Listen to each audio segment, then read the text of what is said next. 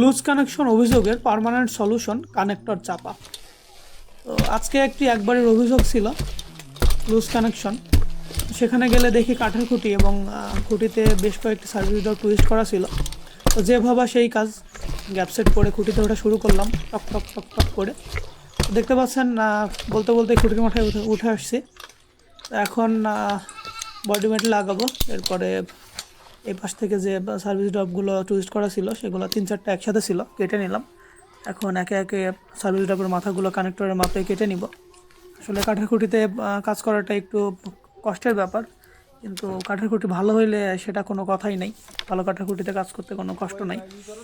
এখন সার্ভিস ড্রপগুলোর মাথা সিলে নেওয়া শেষ হয়েছে। এখন সোর্স সাইডে যে পল্টু বলতারের মাথা ছিল সেটা আমরা সিলে নেব।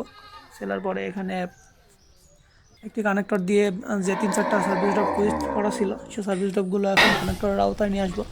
কারণ কানেক্টর চাপলে অভিযোগের সংখ্যা আস্তে আস্তে কমতে থাকবে, আর অভিযোগ কমতে থাকলে আমাদেরই আসলে কাজ করতে সুবিধা। আর একটা খুঁটিতে 4টা সার্ভিস ড্রপ টুইস্ট করার থেকে আমার মনে হয় বা একটি কানেক্টর মারাটা সহজ। এটা আমরা সবাই বুঝি, কিন্তু লাইনম্যান স্বল্পতার কারণে কাজের পরিধি বেশি থাকে, যে কারণে আমরা কেউই আসলে সহজে ভালো কাজ করতে পারি না। তো কথা বলতে বলতে কাজ শেষ হয়ে গেল। ধন্যবাদ, ভালো থাকবেন সবাই।